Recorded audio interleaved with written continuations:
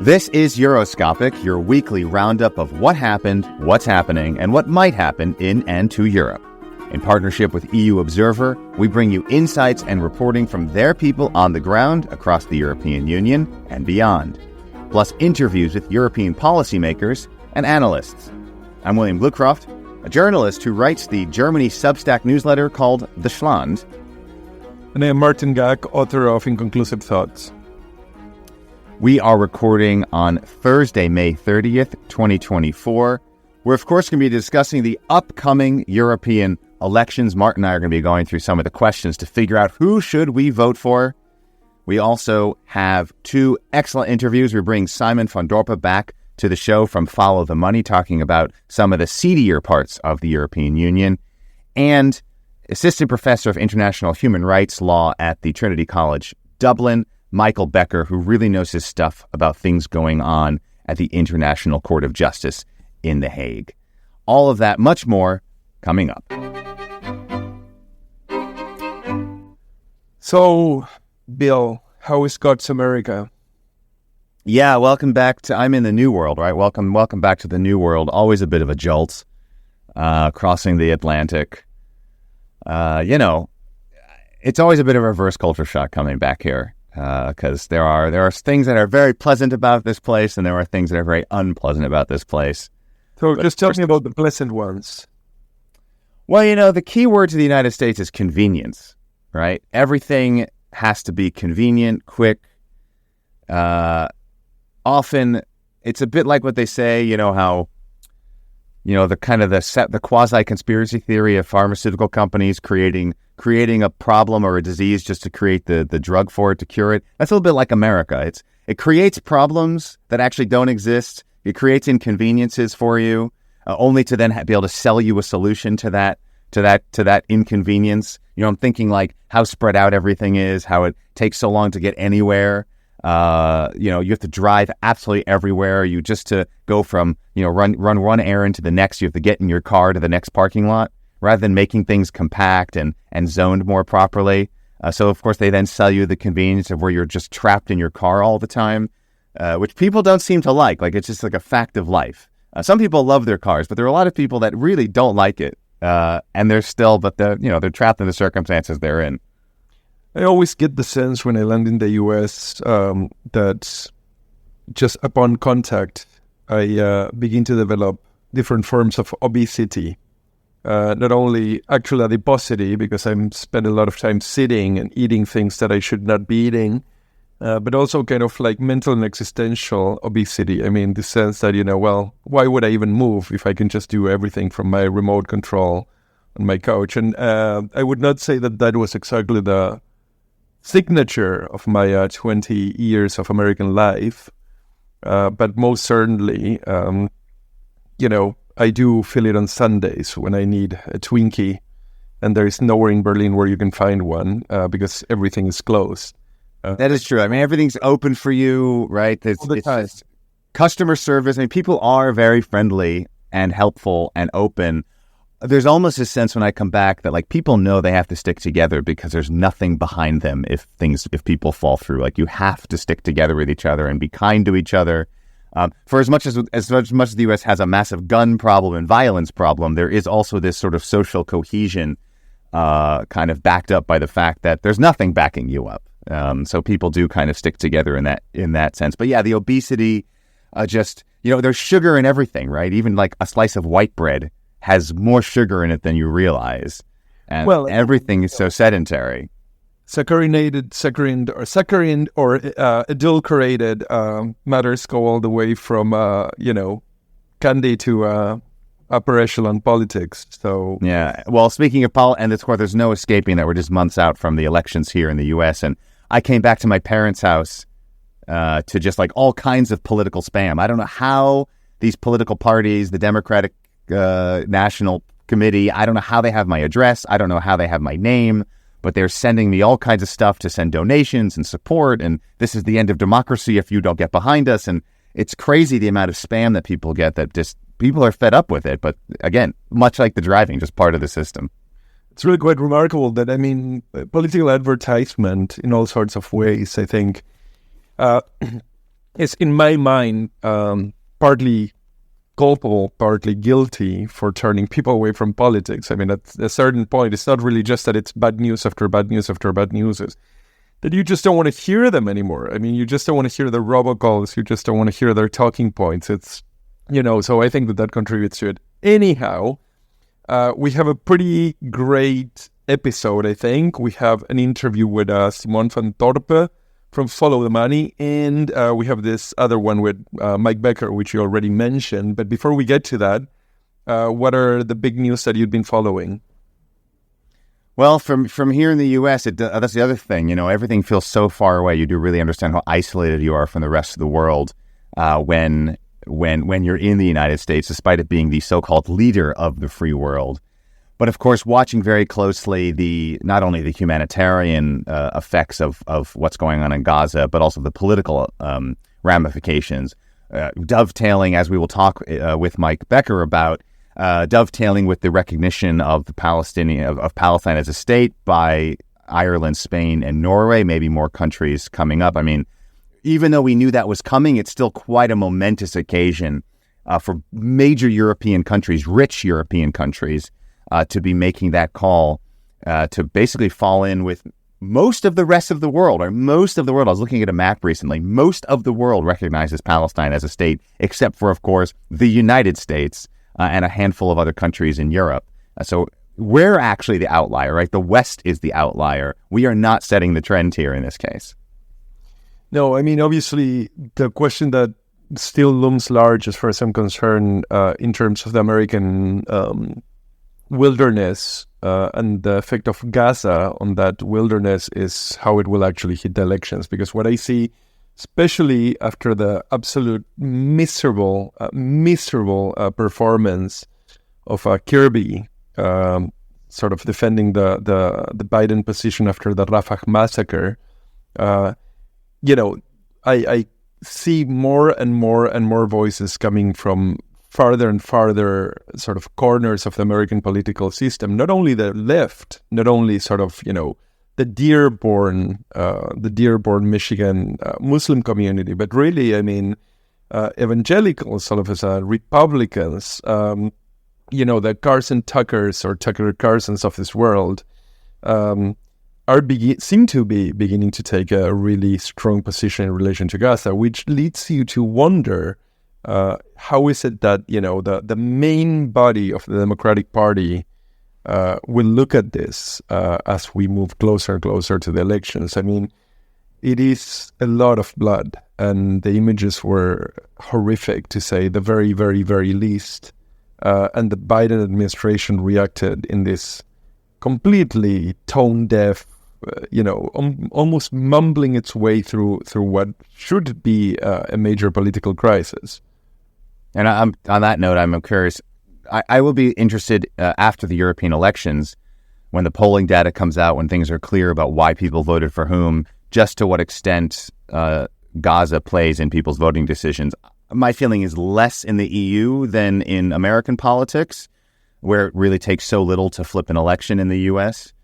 But I'll be curious. Right now, you really only see within the EU this pollinating on the left and socialist parties and left-wing parties, and not really spreading more broadly across the political spectrum. So I will be interested to see, well, does the Gaza issue become a political issue that will be a wake-up call for political leaders that actually have to pay attention to it and take a stronger stand? Yeah, I think that's sort of a fantastic point, because I'm sort of, in my mind, going through like countries and political lineups, certainly Germany, France, where you have sizable Muslim communities, Spain, which is, Spain and Ireland are outliers in terms of their policy position in relation to Palestine.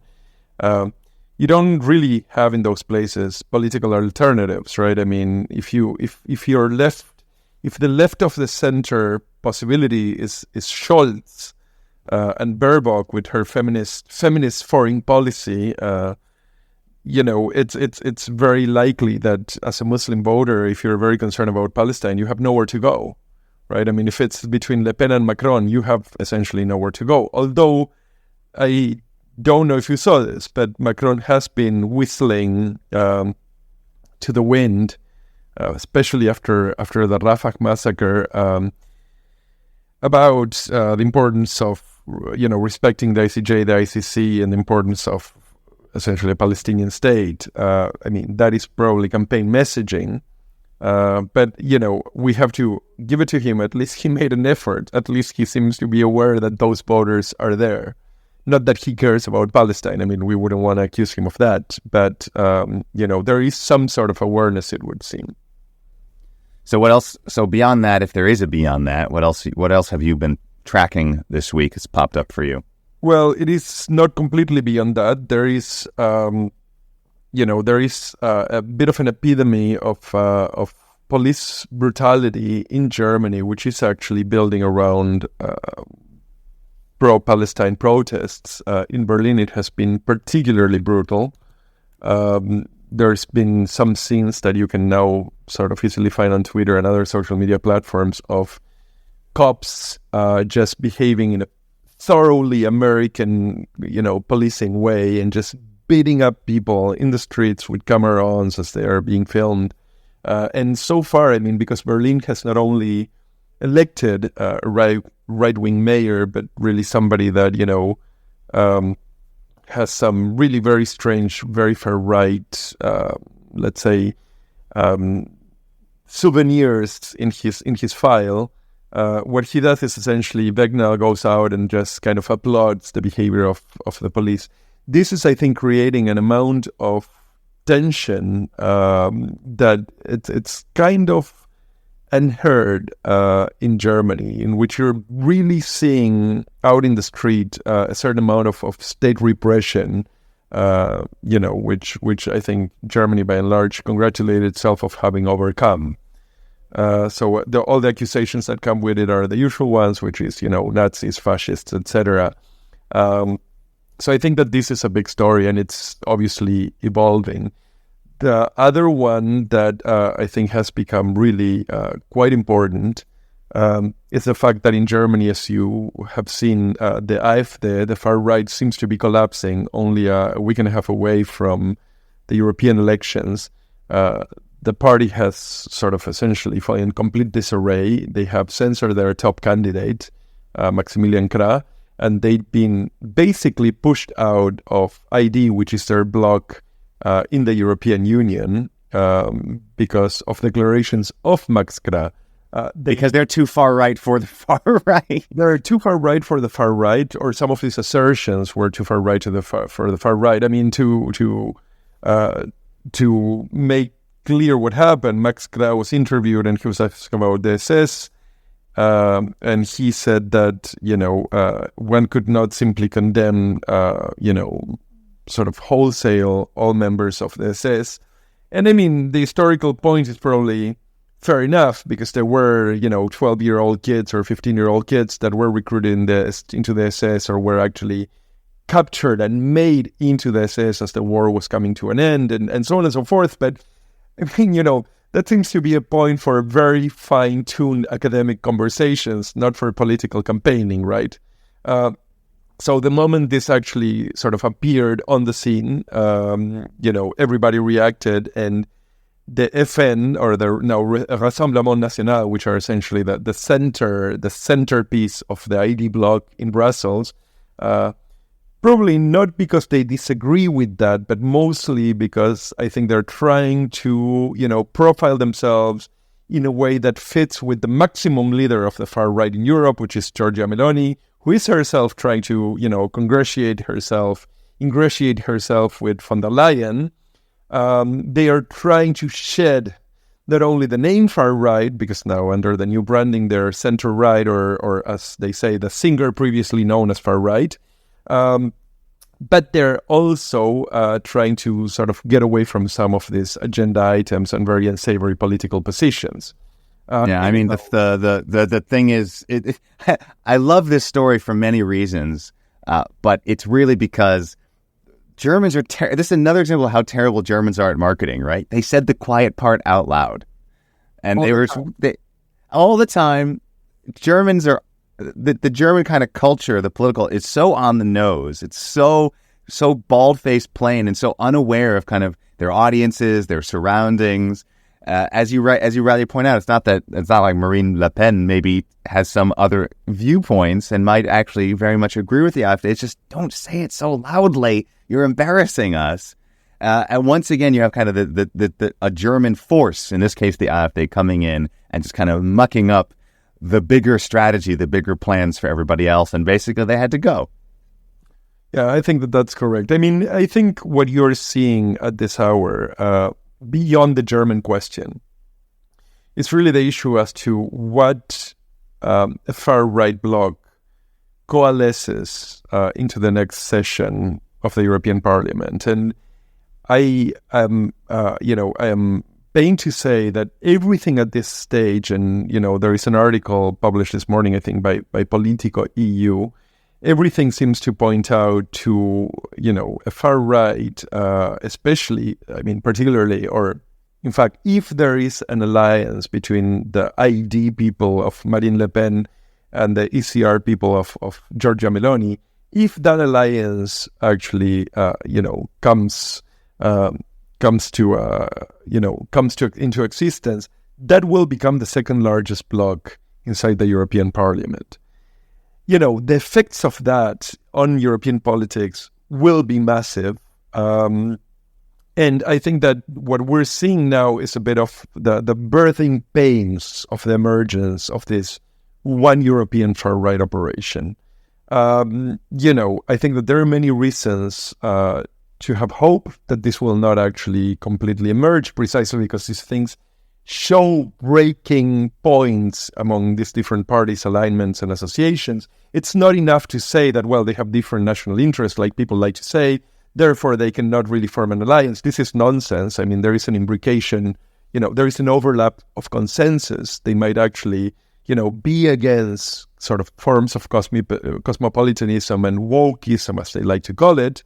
And that is enough very often to produce an agenda. But the fact is that it's not going to be, all roses all the way to the altar, because the fact is that you need to actually figure out a way to make these things work together. And obviously, some of these parties that have found a way farther to the right, farther to the center, like Giorgia Meloni, would you have nothing to do with things that could actually erode their brand?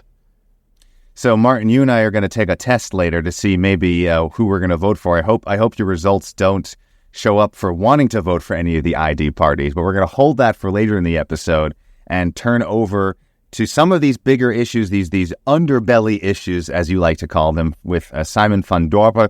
Listeners of Euroscopic heard him just a few weeks ago. Martin had a chance to catch up with him on some stories that are developing that he's working on just before the European elections that are important for voters to know about. So we're going to have an interview with him just after this.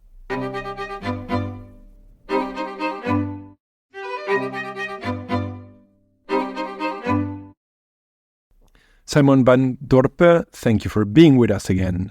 Hi, Martin. So, what are the bigger stories, the most exciting ones that you have for us since we have seen each other last? Yeah, so 2 weeks ago I was in Liège at the courthouse there, and there was a criminal case against Ursula von der Leyen, which is quite a controversial case. I mean, there are several civil cases against Ursula von der Leyen about her text messages with the Pfizer CEO. She had negotiated the biggest contract that the EU ever did for COVID vaccines, 1.8 billion doses. She had negotiated that through calls and text messages with the Pfizer CEO. And there was an article in the New York Times where that was all like, there was some boasting about those messages. But then, several journalists have asked, can we see these messages? What were the terms of these messages? And the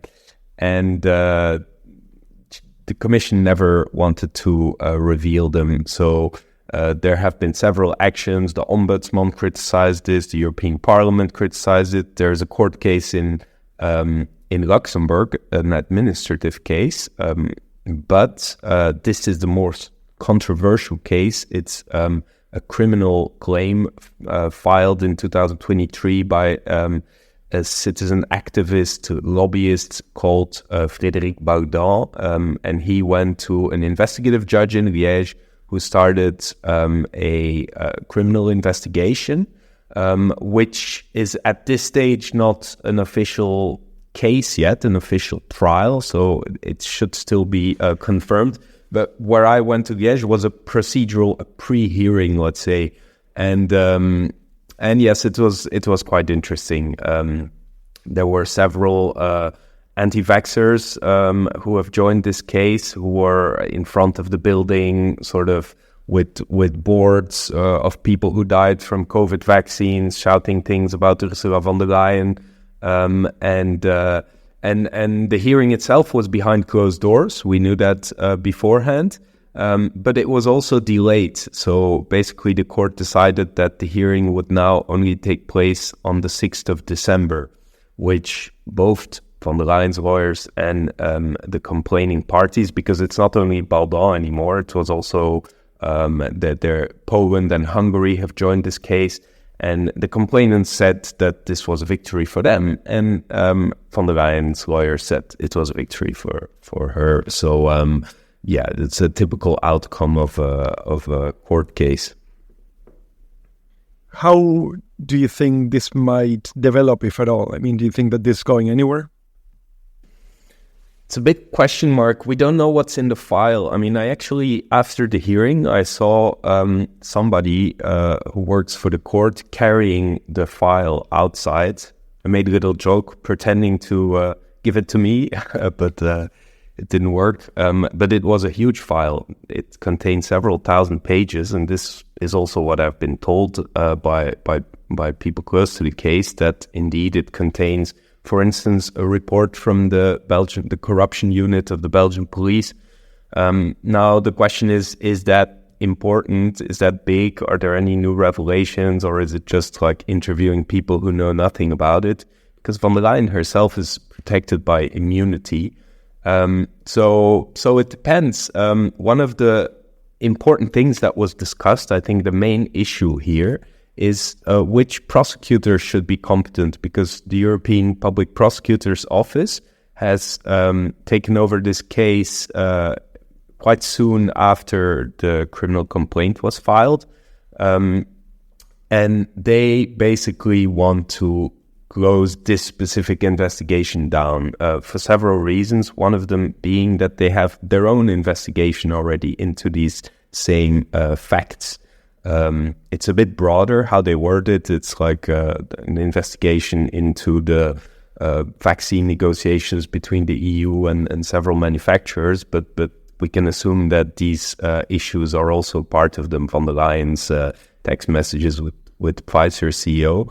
So yes, one possible outcome is that the EPPO is declared, so the European prosecutors are declared competent to deal with the case, and then they just say, look, we sort of put this together with our previous investigation, but whether it will lead to anything materially is a big question mark. I mean, I have to say, one peculiarity about the Belgian law is that anyone can basically go to an investigative judge and ask them to take up a case.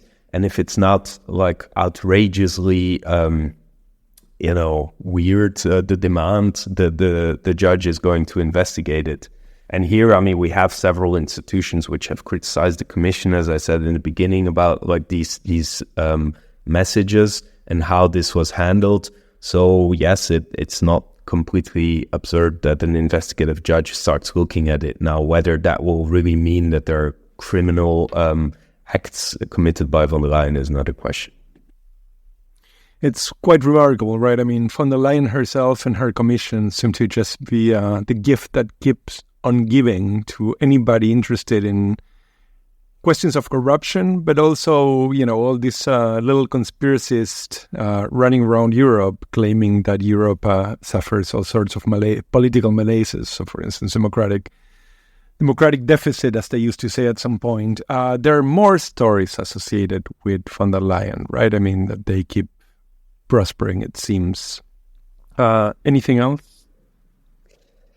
Yes, I mean, it's true what you say. They like it. It's also funny how the Commissioner von der Leyen's communication team handles this. They keep this like, they're not very transparent, so they're not really saying, for instance, either there are no messages, or yes, there are messages, but we have nothing to hide. So here they are.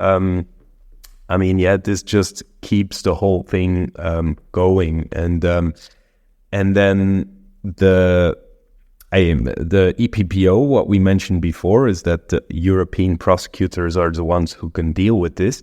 So they are at the same time also in a conflict with the European Commission over budgets. So the European Public Prosecutor's Office wants more resources. They have proven in the relatively limited time, so they started only operating in 2021. They have proven that they handle a lot of investigations, that they're an interesting addition to the EU's toolbox to deal with these corruption issues. But they're not getting sufficient resources, and they're asking for them, but the Commission is not really giving them, and the Council, it has to be said. The Parliament is asking for more resources for the EPPO. But yes, it's funny. The Commission now wants to stop giving IT support to the European Public Prosecutor's Office. They are actually in favor of having their own IT system because, I mean, it's crazy that the people who are investigating von der Leyen's text messages are actually operating on the IT systems provided by the European Commission. So they want their own systems, but then they need more budget and they're not getting it. So this is another story which has recently also been discussed a lot here in Brussels. The optics of that are really not good, are they? I mean, when you have sort of so many different instances of basically hurdles for investigation, for setting up the tools for investigation, but it's not really just the Commission and the Council, right? I mean, the Qatargate story rolls on. We should be having a hearing coming up soon, right?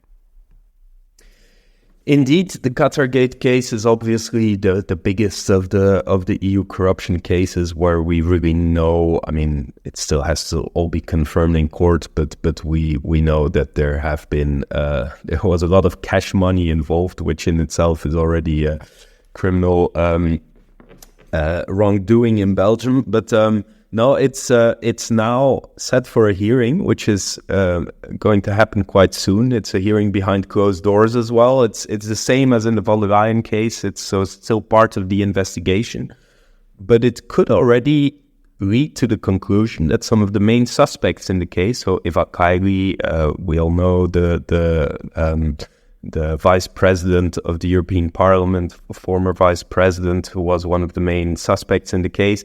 I mean, she could already be off the hook in a couple of months if the court accepts the arguments of her lawyers that the Belgian investigators screwed up the investigation, basically. They said there were several mistakes committed, one of them being that the investigative judge in the case had a connection, so his son was together in a business with the son of one of the suspects, Maria Rena.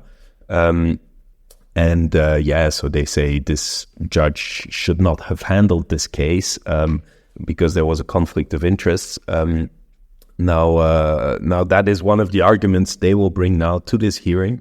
And if those judges accept not only this argument, but several arguments, and they say, like, look, this investigation was clearly badly managed, then for the, I believe specifically for the suspects who are protected by immunity, so the MEPs, Eva Kaili and others, this could already all be over in a few months. So, I mean, I would be surprised if that really happens, but let's see. It's a possibility, and that would be a big bummer again for the instances investigating corruption in the EU. But it's also this is the thing that kind of gets me every time with all this investigations. Obviously, I mean, you have the question of individuals that are involved, like von der Leyen, for instance, or we had this this story with the Qatar Gate and so on. But there is an overarching question about the health of the institutions, right? I mean, when you have sort of all of this money moving around in completely intransparent ways, we know that the money has been moved. We know that, Pfizer has been paid. We know that Orban got his money unlocked. We know that basically Qatar moved money into Europe. I mean, these are not really questions. These things actually happen. I mean, we have now sort of a broad discussion about the question of European money under the auspices, of course, of the European far right. I mean, particularly Italy, moving cash to like North African countries and Mediterranean countries like Lebanon, with almost no oversight. So I mean, I know that this is might not be exactly your cup of tea, but do you have a reading of what the political impact of the state of conversation and the state of investigations and so on and so forth, the political impact of those things might be? Well, I mean, absolutely what you're saying is correct. The EU is dealing with massive budgets, and the corruption has been under highlighted. So Qatar Gate has really brought that topic to the fore, and we at Follow the Money are really now digging into this further on several files.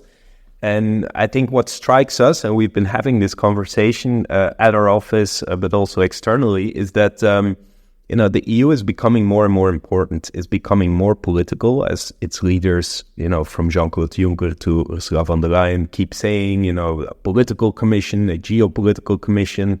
I mean, we saw now with the vaccines and with the war in Ukraine that the EU has been playing a big role.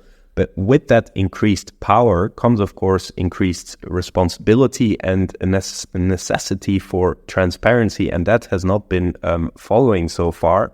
So it is absolutely vital that you have these strong watchdogs.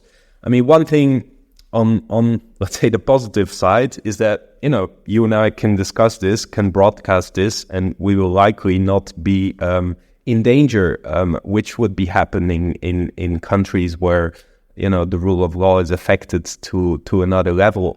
So this, I think, is good that we can have this debate. That but then of course what is necessary is that politicians really act and see where the gaps are or where the next steps should be taken. And yes, we are. I mean, we are journalists, we are not activists, but of course we do hope that these problems will be addressed. Well, let's just say that if we're active at all, we're certainly not active on the side of corruption, at least not for others, right? Our own corruption, we might be a little bit more lenient with. But I was just thinking as you were talking, we don't even have actually a commissioner for defense. I mean, that will bring another whole sort of field of opportunity for corruption and the investigation of corruption, right? Should that happen.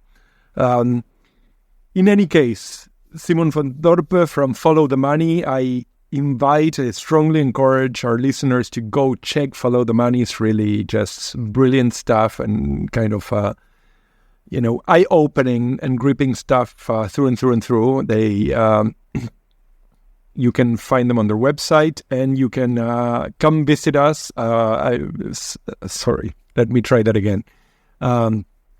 I strongly encourage our listeners to go check out their website, where you can find stories on essentially corruption, money movement, and politics in the European Union. And Simon, thank you very much for being with us. I'm sure we will have you again for another iteration of the Underbelly. Thanks, Martin. Always a pleasure. So many thanks to Simon van Dorpe from Follow the Money, giving us the latest on what he's working on in terms of some of the lesser nice things unfolding at a political level in Brussels. And on that note, we want to turn to Brussels and turn to voting.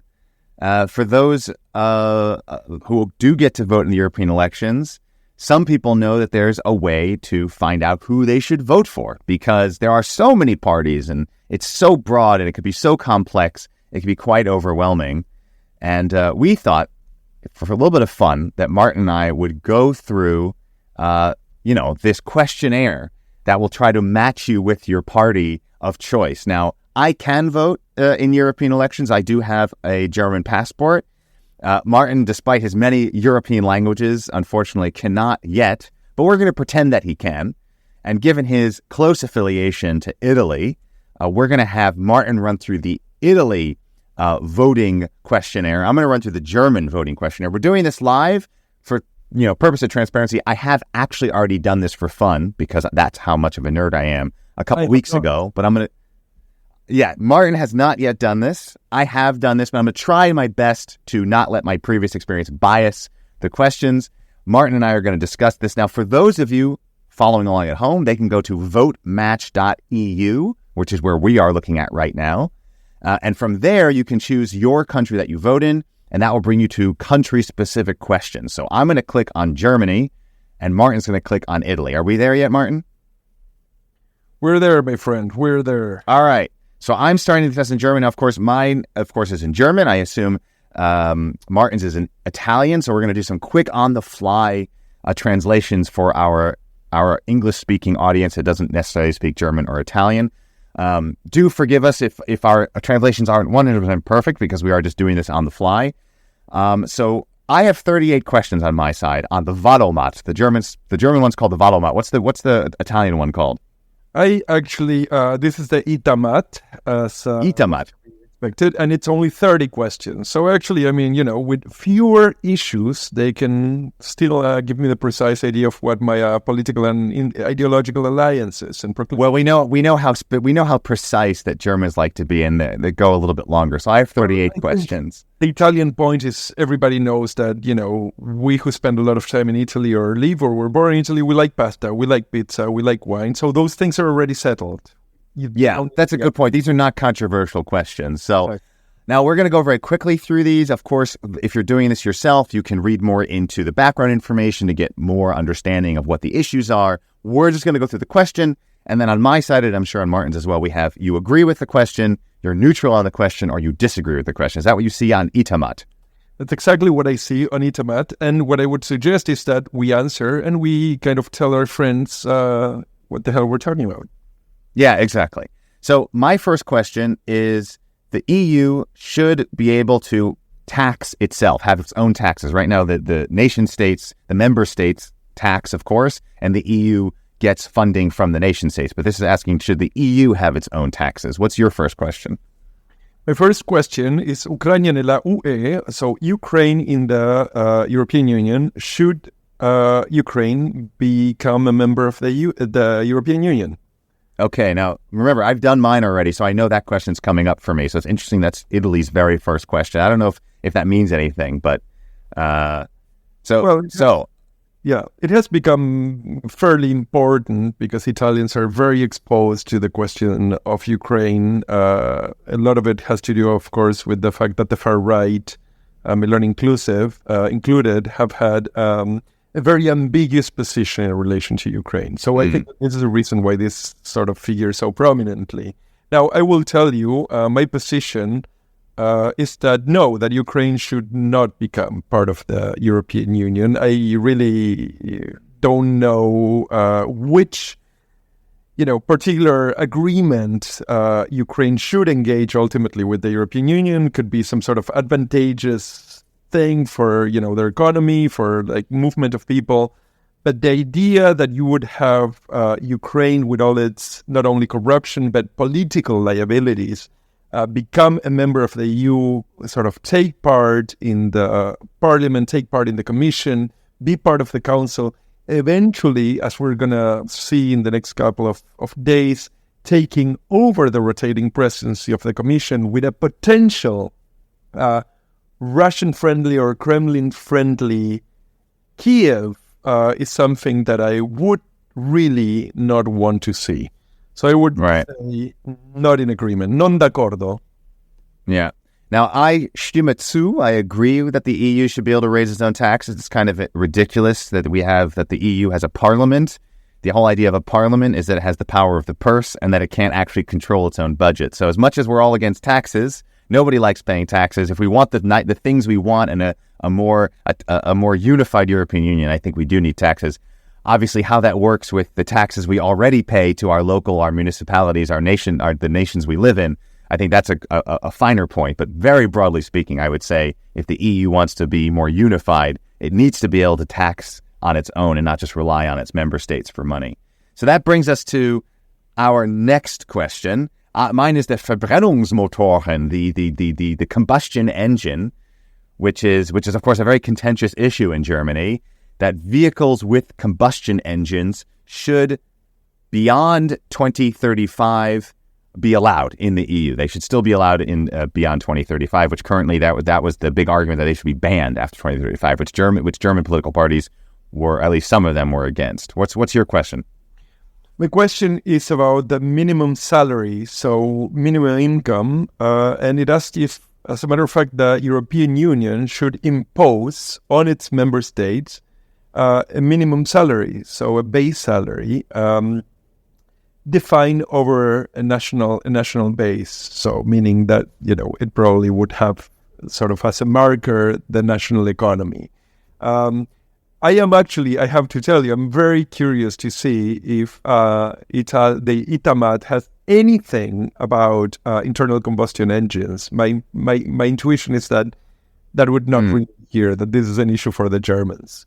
This is a German. Well, I'm agreeing. I'm disagreeing. I do not think they should be allowed beyond 2035. I think we can move on to other ways of transport. So I am voting against that. How about you and your question of base salaries? My position is that yes, that the EU should have a base salary structure, essentially because I do think, along the lines of what you were pointing out in taxes, is that the unification or homologation of a financial system across the union is really very important, among other things, because although it might reduce market competitiveness in like sort of the different parts of Europe, it would also have the tendency to level the playing field. It will also have the tendency to permit people to actually, enter or compete in their own, say, real estate markets, in their own like food markets, which now in many places had become really very expensive. And I think it would also have an effect on the overall structure of taxation. So yes, I will say yes. All right. My next question is about migration. This is a question I think important for Italy. Should the EU have its own sea rescue operation in the Mediterranean for people trying to get into Europe, refugees, and so on? What's your question, Martin? Well, my question is about the request of asylum at the borders of Europe. Okay, we have similar questions. Yeah, the question here is similar, but this is specifically, it's a very Italian-specific question, because obviously Italy being a border country, Germany not being a border country, means that under current rules, the people that request asylum in a place like, let's say, Lampedusa, or in a place, like Lesbos, they have to stay in Greece. Those who request in Lampedusa need to stay until the process is finished in Italy. And of course, this puts enormous both financial but also political and social pressure on these border countries. So the question is whether the people that actually come into Europe as asylum seekers should place the demand in the places where they come in. And my answer is that no, that in fact, there should be a way in which either there is a centralized process of processing, a centralized mechanism of processing, or in fact there should be a more solidarious manner to manage this, that takes away pressure from these border countries. So the point is that, most traffic for asylum seekers will concentrate in these border countries, right? So even if there are people flying into Germany or flying into Sweden, the brunt of the asylum seekers will be in Italy, in Spain, in Greece, in France, less so, but, border countries. So I think that we should have a centralized system. And I'm going to agree to the EU having at least more involvement in rescues in the Mediterranean. That's, of course, a controversial issue. I think the counter argument would be, well, that will just encourage more people to take that risky move to go across the Mediterranean if they know they can be reasonably assured they'll be saved.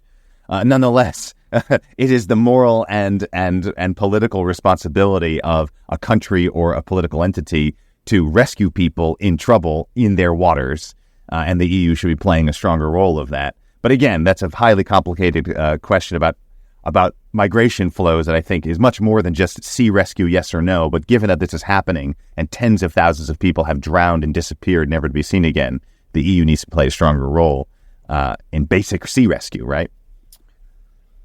Indeed. So we will. So now I have your first question. I have the Ukraine should be a member of the EU, and I'm with you, at least at this time and for the foreseeable future, as much as I want, in theory, Ukraine to be more part of the European community. I just don't see how the situation is such that Ukraine could be part of the EU right now. So I, unfortunately, to my chagrin, have to vote against wanting the Ukraine at the moment to be a member of the EU. My next question is, I think it's $1 million question. Should the EU have a common army? And I have to tell you that I don't know. I really don't know. I mean, the EU we should have a common defense policy and defense body. The EU that we might get perhaps should not. And this is kind of always the question, right? I mean, do you want to plan for what you have, or do you want to plan for what you might get? Well, you could be neutral, right? You can choose neutral if you're not sure. That's true. So I think I'm going to go with that. I'm going to go with neutral. All right. Question number 5. Martin is not typically a neutral kind of guy, but in this case, I understand his need to be. Yeah. I am caught between the present and the future, and a future that I might not necessarily like. So our next question is about for ökologische Landwirtschaft, by organic farming. The EU should prioritize biological or organic farming. That's my question. Question 5. Mine is whether the EU should actually ban facial recognition. So my quick answer is yes, absolutely. There should be a complete ban on facial recognition. You can call it a moratorium if you will, but at present time, given the state of technological development in a rather dystopian manner, I think that this thing should be absolutely stopped.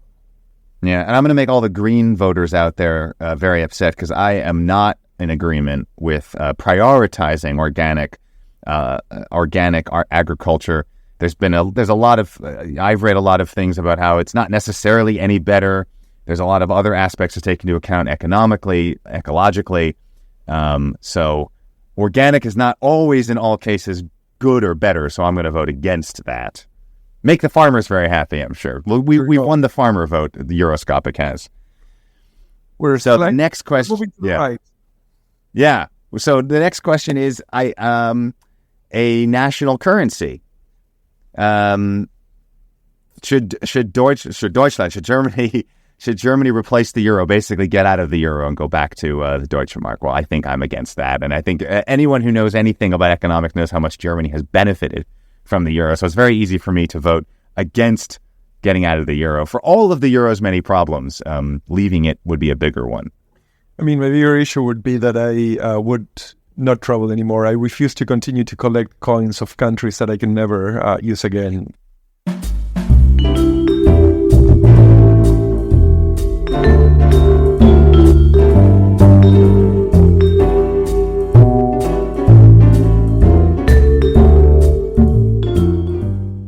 All right, so we're going to jump through some questions because this is long, much like European politics. You can go to the Valomat or the country of your choice on your own. So Martin and I are going to go through to the end. Let's see what our results are. There's lots of different ways to weight your questions and all those kinds of things to get a more precise answer. But we're going to give a very broad answer to get quicker with this. Martin, what is the party of your choice? I don't really know how to say this, but as far as the Itamat is concerned, I belong in the Varoufakis and communist far left, pacifist far left, which is incorrect, I would say. I mean, it does not seem to take my Ukrainian position into consideration. They actually are leading me to something called Peace, Land, and Dignity, Pace, Terra, Dignità, which is a party of Michele Santoro, a journalist with whom I have worked before, a very nice man. But he does have a sense that, Ukraine is a war of choice. I don't see that at all. And I mean, there are also a few things concerning sort of private property so much, but the question of, for instance, rights in which we slightly say disagree. But anyway, according to Itamat, I belong in Pace, Terra, Dignità. Well, my top party is a party I don't think many people have heard of the party. My top party at 78.4% agreement is Partei der Humanisten, which is like the humanist party. I don't think they're going to get many votes. So moving on down, the most recognizable parties that I apparently mostly align with is Volt, Letzte Generation, Last Generation, the climate activist movement, the Greens, which I think is very funny since I'm against a lot of the things that they are for. I'm okay with some amount of genetically modified foods if it helps people, feed people and make them pesticide and drought resistant, etc. So that's very interesting. Mira 25 is not so far down. SPD is not so far down. Fortunately, very far down the list, at the bottom of the list are all the far right parties. So, sigh of relief. I'm not a secret, unconscious far right extremist. Yeah, this is good to know. I'm very happy to report that I have a 73% with essentially the center left, which I would dispute some of that, but fair enough. But yeah, I'm very, very far away from Fratelli d'Italia, from La Lega, and from Forza Italia. I'm closer to the Lega than to Forza Italia. All right. Well, and the other thing is, the people who do this, they know there's a list of all the parties that one's part of, or could be part of, or could be voting for.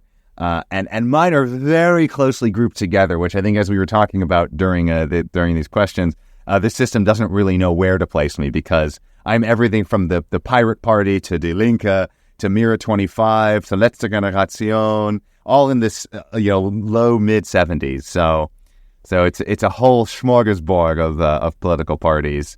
Nonetheless, it's been fun going through questions that according at least to the experts, are guiding the political choices of voters across Europe. But now we have to move on to our next interview.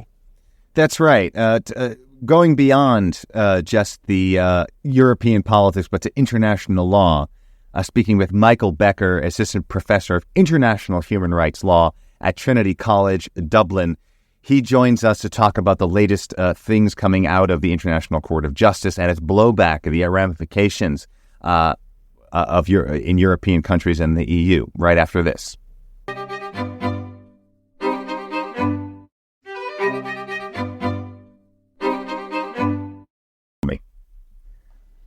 Okay.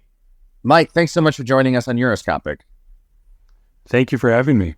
I think we should start with the most recent development, at least at the time that we're recording, which is this attack, whether it was accidental or not, we don't know, on Rafah that killed maybe as many as 40 civilians, right on the heels of the most recent ICJ ruling that basically told Israel to get out of Rafah. Legally speaking, does this have any further implications? In what way does this blow back on this ongoing trial? Well, it's not a trial, of course, this ongoing case at the ICJ. Well, there's been a lot of debate about some of the ambiguities in the ICJ's ruling from last week. But what I think that these events in Rafah, since the court's ruling, subsequent to what the court had to say, shows us is that those debates are in some ways maybe not that important, because I think under any reading of the court's decision, whether you adopt a broader reading or a narrower reading, the type of thing that happened in Rafah on Sunday is exactly the type of scenario that the court foresaw and was trying to prevent with its ruling. And so if you interpret what Israel is doing by continuing the military offensive in Rafah as not complying with what the court has ordered it to do, that is a standalone violation in its own right that the court can eventually rule upon when it gets to the merits of this case. And that's, just to be clear, that's quite a ways away. There's no way to expedite that given developments and events on the ground. No, that's exactly right. The merits case here, if it gets to that point, isn't something that the court will be dealing with for years. That's a long ways away. But at the same time that the court eventually might be asked to decide on the overarching questions in the case, that is, this is South Africa's case against Israel, whether Israel is in violation of different provisions of the Genocide Convention. Another consideration that could be taken up then is whether Israel has violated these provisional measures orders along the way. Now, of course, a separate issue is whether the evidence that one might point to say, well, Israel is defying the court's orders or not complying with what the court has had to say. I mean, the underlying facts that go to those allegations might also play into South Africa's broader case, including trying to demonstrate genocidal intent, which is the very high bar that South Africa is going to have to try to meet. It's so hard to kind of stay on the legal side of things because you're not a political scientist and you're not a politician and you're not a policymaker, but the line between politics and legality here is so blurred. I think so. Anyway, feel free to disagree with me. So this question is maybe a bit too political, but we've seen a few other countries outside of the West sign on to the South Africa case. At the same time, we've now seen Ireland, where you are. We've seen Spain. We've seen Norway recognize Palestine as a state. Do you see any basis here for, given the most recent events, to actually be seeing, traditional allies of the United States, Western countries, maybe doing what Colombia has done, for example, by sort of joining, the technical terms better than I do, joining this case with South Africa? Right. Yeah, I wouldn't want to describe it as kind of joining the case exactly. So a number of states have declared their intention at some point in the future to intervene in the case.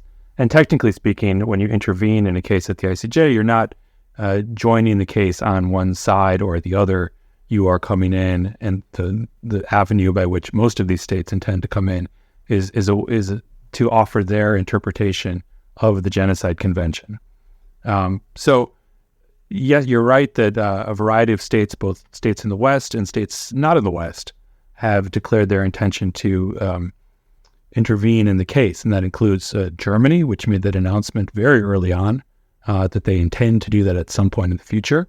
But I think even Germany's position in relation to the situation in Gaza has evolved quite a bit. So we'll have to see how that develops. Ireland, where I am based, has also declared its intention to join the case at a later date. And we've also seen announcements from Egypt. I think Turkey's on the list. I might be wrong about that, but a wide variety of states. But to your broader question, taking into account the fact that, yes, we now see states, Western states in the West, formally recognizing the state of Palestine, something that Israel has worked hard to prevent for many years. I mean, all of these things are coming to a head, and in some ways, I think it points to the very particular relationship between the United States and Israel becoming even more, standing out even more for how unusual it is in some ways, and that we see a greater division between the U.S. and many of allies of the U.S. in Europe that see this conflict and see the way forward in this conflict very differently than the U.S. seems to understand things. What kind of stands out for you as someone who focuses on international humanitarian law? Maybe just a very broad question. This has now been developing and ongoing for months, not just, of course, the war and the devastation itself, but the legal side of things in The Hague. What are some of the points that stand out for you the most, or are things that you think need to be most clarified to your average public? That's a big question. There's a lot of possible ways to answer that. Down into bite sizes as you like. International humanitarian law is very complicated And it's very easy for, whether you're a casual observer of the conflict or a close observer of the conflict, it can be difficult to understand why something that looks like a terrible atrocity, and maybe a terrible atrocity, can be more difficult to characterize as a violation of international humanitarian law than one might think. And what I mean by that is the fact that IHL, so these are the rules that govern how you conduct war, not whether you can or can't use force or go to war. Those rules are extremely, in my view, extremely deferential to military decision makers. And a great deal of subjective judgment, a great deal of a certain margin of appreciation for decision makers is embedded into the law. And that can mean that even cases that might seem from the outside, they might look like clear-cut violations of IHL, and therefore also they may look like clear-cut war crimes. And sometimes they will be, but it's not as easy or straightforward an analysis as the general public might think. That's not necessarily, I say that just as that's the reality of how things are. And the law is not necessarily what people might want it to be. So these issues loom large here. But of course, that's a big question for this conflict. But that's a little bit different than what's going on in the International Court of Justice case. So another thing that's very important for people to understand is that case is limited to whether or not Israel is in violation of the Genocide Convention. And that means that, in principle, all sorts of other types of international law violations that might be happening in this conflict are not actually within the jurisdiction of the ICJ. So the ICJ at the long end of this legal saga isn't going to be able to adjudicate or make pronouncements about whether Israel has violated international humanitarian law, whether certain actions constitute crimes against humanity, and so forth. However, sorry for interrupting you. I wanted to ask you if you can tie this a bit to what might be the juridical crossroad in which Europe might find itself. I mean, we are seeing slowly various lawsuits and demands creeping on different European fronts, including von der Leyen herself. What do you see the implications? Can you talk a bit to that? Okay, well, as a separate kind of set of issues that have arisen from the conflict in Gaza is to what extent can states be held legally responsible in some way, either if you want to use the language of complicity or legally responsible for failing to do everything that they could do to prevent violations of international law from taking place, whether that means violations of international humanitarian law or violations of the Genocide Convention. That's basically what was at the root of this other pending case happening in parallel at the ICJ between Nicaragua and Germany, where Germany is accused of failing to meet its obligation to prevent genocide and failing to meet its obligation to ensure respect for international humanitarian law by continuing to provide support, namely military support, to Israel. So that case won't be decided for a long time if it continues, but we see these issues continuing to crop up with states under a lot of pressure and the legal departments of various foreign ministries under a lot of pressure to make determinations about whether, are we getting ourselves in legal trouble by not revisiting and maybe changing our relations with Israel, which has now been accused, not found responsible yet for those types of violations, but is, we could say, credibly accused of being in breach of fundamental obligations. And so big questions arise here about at what point does that serious risk trigger third-party responsibilities to step back and take action and to not contribute to those potential violations, and beyond that, not to actively facilitate them in some way. You're on there. Yeah. We have both. I just wanted, if I could just finish the point I was making about the ICJ case, about the importance of understanding that, while international humanitarian law isn't what's being adjudicated there, I do think a really important issue in the case, however, is going to be this. It's at what point does a pattern of systematic violations of international humanitarian law, if that can be established, at what point does that in itself constitute evidence of genocidal intent? So while we often talk about, well, when it's a case under the Genocide Convention, you can't bring in IHL, that's a separate issue. I actually think this case, though, really shows how that separation is quite artificial. Because I think much of South Africa's case down the line is going to be about trying to demonstrate, and I'm not suggesting whether they will be successful here or not, but trying to demonstrate the ways that Israel's tactics, the tactics of the Israeli Defense Forces, are themselves evidence of genocidal intent. And so, in fact, we will see IHL, international humanitarian law, brought into the case. I think it will actually play a very big role in the case. But at the end of the day, it's only there to the extent it can be used to establish whether these are violations of the Genocide Convention. It's not there as a standalone legal obligation to be adjudicated upon. Can I just a quick follow-up probably to both of these issues? In some sense, I think that what we're seeing is, of course, this is me editorializing here, but I think that we're seeing a degree of cruelty and brutality. We're seeing sort of a type of darkness that I think that, Western countries have not really experienced on their screens in a very, very long time. And I think that one of the questions that you see repeatedly going through sort of the public discussion, be it online or be it, in different fora, is how to stop this. And not how to sort of adjudicate or how to redress or not how to, this is not really about justice in a sense. There is a much more immediate question, which is how to spare the blood, how to save those children, how to stop like decapitation by 2,000-pound bombs and how to stop incinerations. Do you see any instruments in any sort of sphere of international legality that would actually allow for that to happen? I mean, we talked here to Moreno Campo a couple of weeks, maybe now months ago, and the emphasis was very strongly in the juridical processes, that sort of, everything else was left to political decision-making.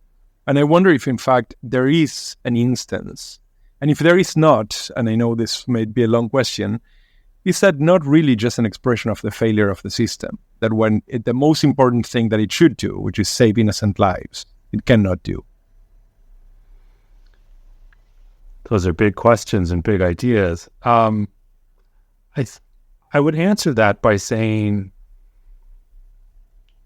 all of these different judicial processes underway, whether we want to focus on ICJ cases or the developments across The Hague at the International Criminal Court, these are important in themselves, but I think they have to be understood as part of this much bigger political system. And part of the value in bringing a case at the ICJ isn't just to get the decision on the merits 4 or 5 years later. It's the use of the judicial process to try to feed into that broader political system in a very particular way. So it's using judicial institutions, judicial processes to try to create leverage, to try to generate political pressure or generate political will to take certain steps. And so to your question, the fact that in this instance, the use of these judicial processes at the end of the day hasn't seemed to be effective. It hasn't stopped the bloodshed in Gaza. It hasn't led to a ceasefire. It hasn't seemed to catalyze talks towards some kind of broader political settlement. The process is ongoing. So we can say that it's a failure now. So far, it's a failure. Doesn't mean it will always be a failure, but I'm not going to kind of sit here and make sort of Pollyanna-ish claims to say that, well, eventually it's all going to work out. I think people are using the mechanisms available to them, hopefully in good faith, with the idea of trying to prevent more loss of life, trying to get people towards a sustainable solution. But you're right at the end of the day. And I think this goes to the fact that people can get really excited about a new ICJ case is filed, or we have a new request for provisional measures. And I think sometimes expectations need to be a little bit more measured about what that can hope to accomplish. I mean, the part of the concern from, my own point of view in any case, is that a clear collapse of cases or a clear impossibility of moving forward would really force, I think, a kind of political situation in which people decide finally to take justice into their own hands. Meaning, if there are no recourses, then what's left?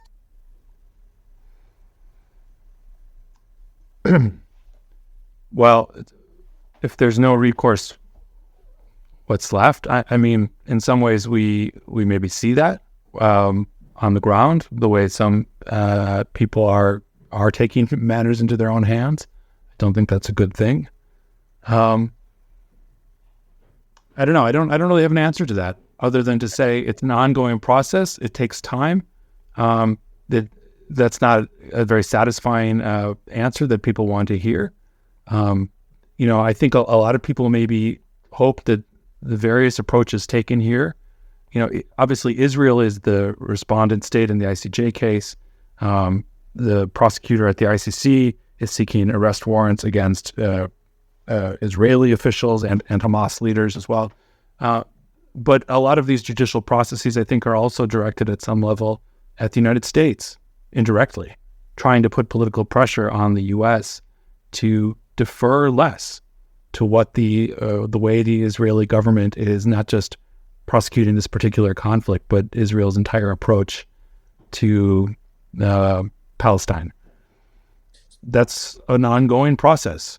It hasn't yielded the results that people maybe hoped for or wanted to see so far, but I don't know that it's had zero impact. And so, in some ways, we have to wait and see how things play out. Would you say then, to that question of expectations and maybe over expectations, is it fair to say that, the justice system, international law, cannot play the role or cannot take the place of politics? That's asking too much to kind of move into that world. Well, I don't really think of international law and international politics as operating in these separate spheres. So international politics can be informed by what international law has to say. Likewise, the content of international law, or sometimes the way that international law is used, is very political. So these things are intertwined with one another. But I think what you're getting at is this idea that at some level, yes, we can't expect international law to sort of override or simply provide final answers or final settlements in a world of deeply polarized politics. And the work of international law is much, much harder when you have parties to a conflict that aren't necessarily actually interested in resolving that conflict necessarily, or at least not interested in resolving the conflict on anyone's terms other than their own. Right. So that's your starting point. The work of international law, or the potential of international law, is certainly more limited. Yeah, and as we said earlier in this conversation, there is a very blurry line between where, politics and law, especially at this level. I'm wondering, to close, to one question on the ICC from your view, and directly at this point about politics and law and where those two things sort of meet up. The response, especially from Western allies, the U.S., was very different. We saw a real split where some people, some countries saying, we support international law, we support these institutions, and others like Germany, like the U.S., saying this is ridiculous. There should not be any equivocation between Israel and Hamas. This is an abuse of the system. And I'm just wondering, we can editorialize on that and then look at that from the political perspective, but from a legal sense, do you think there's merit? Is there merit to those kinds of statements, that what the ICC did was some kind of equivocation, or it was just an abuse of justice? I don't know what you can say from just a legal perspective. From a legal I don't know if it's a legal perspective or not, but I thought that those responses to the prosecutor's announcement were deeply regrettable, if not ridiculous, because the ICC prosecutor is performing the task that he is mandated to perform. This narrative of, it's wrong to proceed against both Hamas leaders and Israeli leaders at the same time, and this somehow suggests equivalency between these different parties to the conflict. I just think it makes no sense whatsoever.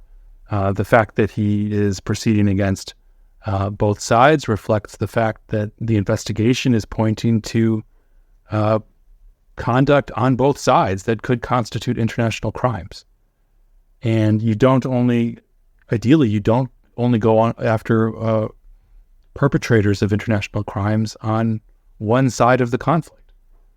So to me, it speaks to the even-handedness of the prosecutor, the careful, deliberative process that the prosecutor has undertaken here. Now, look, I'm not sort of a cheerleader for the International Criminal Court. I think there are lots of reasons to be critical of the way the ICC has performed over the past 20 years. There are lots of legitimate reasons to be concerned or lines of criticism surrounding its working practices and procedures. But this kind of attack on the integrity or impartiality of the prosecutor, I thought, was completely unfounded, and coming from countries like the United States, also deeply short-sighted. Now, that type of reaction to me completely undermines U.S. leadership, U.S. values, and from a practical perspective, it completely undermines the support that the United States and others have shown for the efforts of the ICC prosecutor with respect to Russia and Ukraine. So I found it deeply disappointing to not see a stronger show of support from the United States and others for the prosecutor's announcement last week. Mike Becker, Assistant Professor in International Human Rights Law at Trinity College, Dublin. Mike, thanks so much for bringing us these really pertinent and important insights at this juncture in politics and international law, as we've been touching on today. Thank you so much for having me here to talk about these things with you.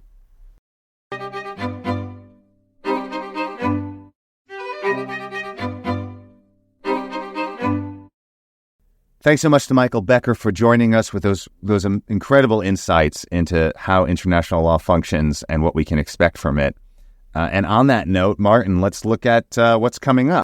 So the bigger one for me, besides Gaza, which is still at the very top of the list, because, after the incursion in Rafah and the American White House, the American presidency saying that, in fact, even with decapitated children, as we saw in images, and incinerated, civilians in their tents, American issued weapons, or the carcasses at least, sitting among the tents, according to CNN. The White House says that still the proverbial red line has not been crossed. The question was asked by somebody in NBC, I think, how many charred bodies would be needed for the White House to see the Israelis crossing that red line. But, that I think remains very central, because we begin to see actually already the first elements of regional destabilization. We had now sort of 2 or 3 different escalations between Egyptian troops and Israelis shooting each other across the border. 2 Egyptian soldiers were killed. So that's actually the big one. But besides that one, the one that specifically in Europe is coming up is Orban taking over the presidency, the rotating presidency of the European Council. And this could be the first taste we have of the far right calling the shots or getting quite close to calling the shots in Brussels. There is quite a bit of doomsaying, but a lot of reports are also about complete disorganization, of the incoming team. I do think, in any case, that this will be a big part of our discussion over the next couple of weeks, over the next 6 months. So, what about you? What do you have coming up? As you said, European elections, right? That's what I'm going to be looking at. What are polls showing? We're seeing this collapse. Maybe collapse is too strong of a word, but certainly a retreat of far-right parties, at least in Germany. And that's something I want to watch in the next, week and a half until elections kick off. And of course, I want to hear what, how everyone's Wahlmats are going. What are their results, if they're as weird and imprecise as ours were. So that's what I'll be keeping an eye on. Going into our next episode and into the voting booths opening up next week.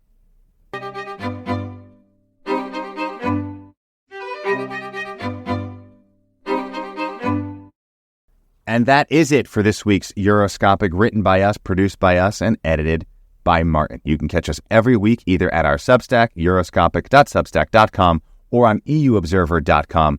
We'd, of course, love to hear from you, so be sure to subscribe and share your thoughts. Many thanks to our guests this week for their time speaking with us, and of course to the Wahlmat, or whatever it's called in your respective country of voting. Till next time, I'm William Glucroft. I'm Martin Gack. Thanks for listening. Goodbye.